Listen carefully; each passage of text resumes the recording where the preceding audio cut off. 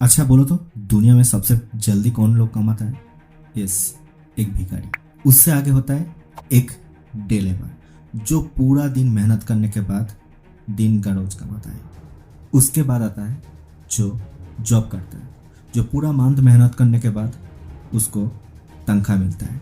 उसके बाद आता है एक शॉपकीपर, जो 2 साल कड़ी मेहनत करने के बाद उसका अर्निंग आना चालू होता है। और उसके बाद आता है एक बिजनेसमैन, जो 5 साल बहुत कठिन मेहनत करने के बाद, उसका स्किल डेवलप करने के बाद 5-10 साल के बाद उसका अर्निंग चालू होता है। और इतना अर्निंग चालू होता है जो उसका 100 पीढ़ी तक बैठ के खा सकता है। इसके बाद आता है एक ऐसा कैटेगरी जो ना ही तो बहुत मेहनत कर सकता है, ना ही इतना उनके पास ज़्यादा टाइम रहता है, ना वो खुद का ज़्यादा स्किल डेवलप करता है। वो क्या करता है, जो बिजनेसमैन 5 साल 10 साल से काम कर रहा है उसको नज़रअंदाज करके उनके ऊपर पैसा लगाता है और इतना पैसा कमाता है जो शायद एक बिजनेसमैन भी नहीं कमा सकता है। इसको कहता है इन्वेस्टर। आप सोचिए, आपको एक दिन में पैसा कमाना है या आपको स्मार्ट वे से ज़्यादा पैसा कमाना है फ्यूचर में? अगर आपको लास्ट में ज़्यादा पैसा कमाना है तो कृपया करके धैर्य रखिए। जल्दी अमीर बनने का कोई शॉर्टकट नहीं होता है और इस कैटेगरी में अर्निंग करना भी इतना आसान नहीं होता है। इसके लिए और भी आपको जानकारी ज़रूरी होता है, जो जानकारी ये यूट्यूब चैनल पे आपको धीरे धीरे मिलेगा। तो इसीलिए आप ये यूट्यूब चैनल को ज़रूर सब्सक्राइब कीजिए और बेल आइकन का जो घंटी है उसको दबा के ऑल कर दीजिए। आज का जो टॉपिक है, रियल एस्टेट से आप कैसे अर्निंग कर सकते हैं, तो कृपया करके पूरा वीडियो देखिए। हमेशा याद रखेंगे, पहले लर्निंग उसके बाद अर्निंग। दोस्तों, पढ़ाई और कमाई के बाद लाइफ में एक और चीज़ की बहुत ज़रूरत है, जो कि है बचत यानी सेविंग। अगर सेविंग से भी कमाई चालू हो यानी पैसिव इनकम जनरेट हो तो फिर सोने पे सुहागा। ये हो सकता है सिर्फ इन्वेस्टमेंट पे। हालांकि इसमें रिस्क भी है, लेकिन आप लोग वो स्कैम 1998 को जरूर देखा होगा ना। उसमें जो हर्षद मेहता बोलता है ना, लाला रिस्क है तो इश्क है।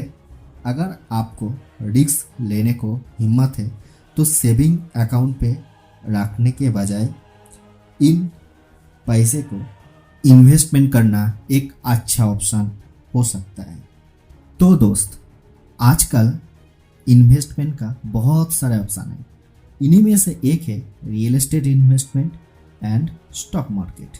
रियल एस्टेट को एक मनी मेकिंग इंडस्ट्री माना जाता है। अभी के टाइम अगर आप रियल एस्टेट पे इन्वेस्ट करने का सोच रहे हैं तो आप सोच सकते हैं इसमें तो भारी भरकम रकम लगता है जो आपका बस का नहीं है, लेकिन ऐसा अभी नहीं है।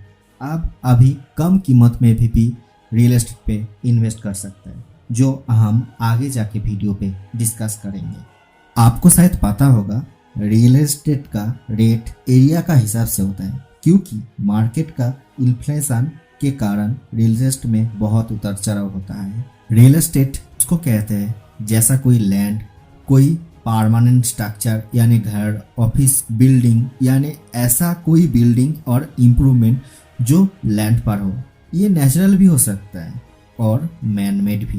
रियल एस्टेट को हम लोग कोई कैटेगरी में बांट सकता है, जैसा लैंड जो एक undevelopment property, second residential property like flat, house. Third आता है कॉमर्शियल कैटेगरी, जो किसी भी बिजनेस पे इस्तेमाल कर सकता है।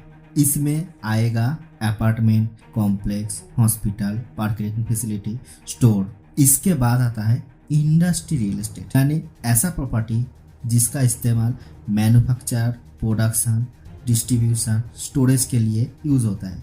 इसी तरह रियल एस्टेट में और एक कैटेगरी होता है जिसका इस्तेमाल स्पेशल पर्पस के लिए होता है, जैसा स्कूल, लाइब्रेरी। रियल एस्टेट पे इन्वेस्ट करने का कुछ तरीका, जैसा home ownership, investment on rental property और हाउसिंग फ्लिपिंग।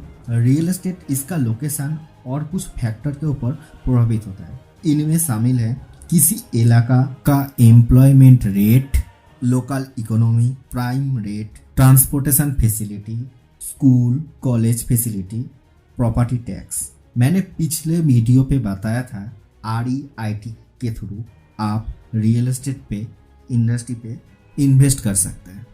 REIT यानी real estate investment trust real estate investment का एक अट्रैक्टिव इन्वेस्टमेंट का ऑप्शन है। इसमें अलग अलग इन्वेस्टर के पास से पैसा लेकर कमर्शियल प्रॉपर्टी में ये लोग इन्वेस्टमेंट करता है। इसमें इन्वेस्टर को इसी रेशियो पे यूनिट मिलता है जैसे एक्सचेंज पे लिस्टेड है। इनकी खरीद और बिक्री आप share market app like Zerodha, angel broking के थ्रू कर सकते हैं। उदाहरण के तरफ से एक कंपनी है माइंडस्पेस जो आप स्टॉक एक्सचेंज साइट से खरीद सकता है या बेच सकता है। REIT भी कई तरह से हो सकता है जैसा publicly traded REIT, private REIT, publicly non traded REIT।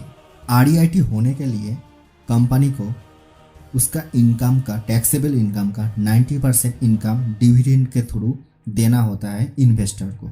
यानी डिविडेंड कौन क्या होता है, जैसा आप कोई शेयर लिया है और कंपनी कुछ अर्निंग किया, वो जब आपको देंगे वो एज ए डिविडेंड पे करता है। वो 30% 15% टैक्स स्लैब पे आता है। वो मैं बाद में जाके बात करेंगे डिविडेंड का कैसे टैक्स कैलकुलेशन होता है। वो आगे जाके कोई वीडियो पे हम लोग बताएंगे या डिस्कस करेंगे।